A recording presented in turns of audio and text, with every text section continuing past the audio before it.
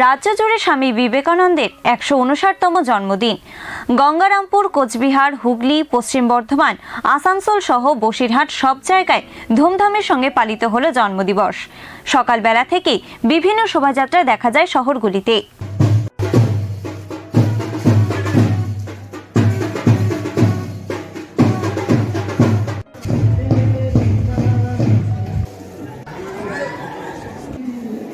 প্রতি বছরের ন্যায় এবারও আমাদের স্বামী বিবেকানন্দের 158তম জন্মদিবস উপলক্ষে সরকারের তরফ থেকে আজকে বিবেক চেতনা উৎসব হিসাবে এটা পালিত হচ্ছে।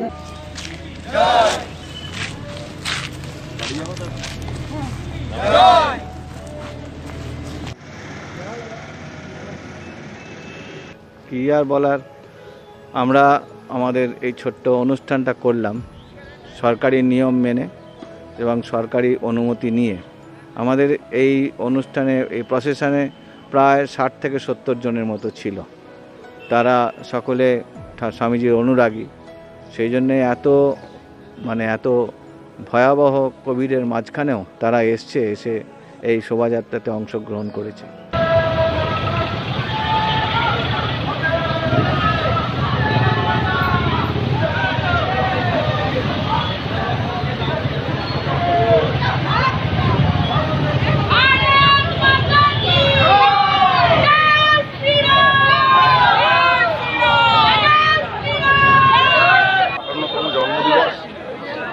বিজেপির যুব সংগঠন স্বামীজিকে সামনে রেখে হয়েছে।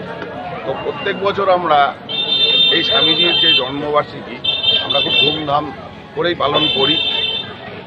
আজকে আমাদের হুগলি সাংগঠনিক জেলায় 7টা বিধানসভাতেই এই কর্মসূচি চলেছে। এই পরিত্রাণের অবস্থার নাম ভক্তি, সকল প্রকার অপূর্ণ পবিত্রতায় তার কৃপালাভের উপায়। কিভাবে তার করুণা প্রকাশিত হবে?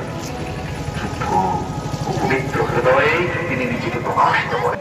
দেখুন, আজকে স্বামী বিবেকানন্দর জন্মদিনে এই যে স্কুলের পড়ুয়ারা আমাদের এখানে এসে, ডিআইসিপি স্কুলের পড়ুয়ারা এসছেন, তাদের সঙ্গে শিক্ষকরাও এসছেন এবং কিছু সমাজসেবী মানুষ আমাদের মধ্যে এসেছেন। আমরা অত্যন্ত আনন্দিত এবং অভিভূত, এবং এই উদ্যোগকে আমরা সাদর অভিনন্দন জানাচ্ছি, যাতে এই ধরনের উদ্যোগ ভবিষ্যতেও হয় এবং আমাদের পাশে ওনারা থাকেন। আমাদের বাচ্চারাও অত্যন্ত আনন্দিত হয়েছে এবং যে সমস্ত স্কুল পড়ুয়া ছেলে মেয়ে এসছে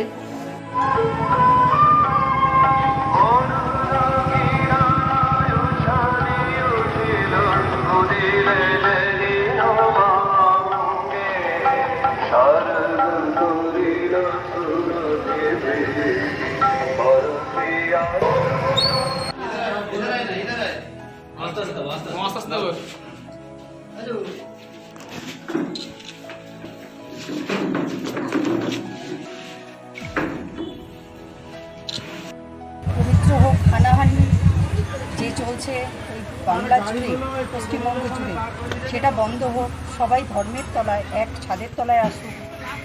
এবং যেটা বার্তা আমাদের প্রত্যেকের তরফ থেকেই থাকবে যে এই যে অহিংসাটা চলছে, এই অহিংসাটা বন্ধ হয়ে সবাই যেন অন্তত পক্ষে এক ছাদের তলায় চলে একভাবে সৎভাবে জীবনযাপন করে। আমাদের রাজ্যের তরফ থেকে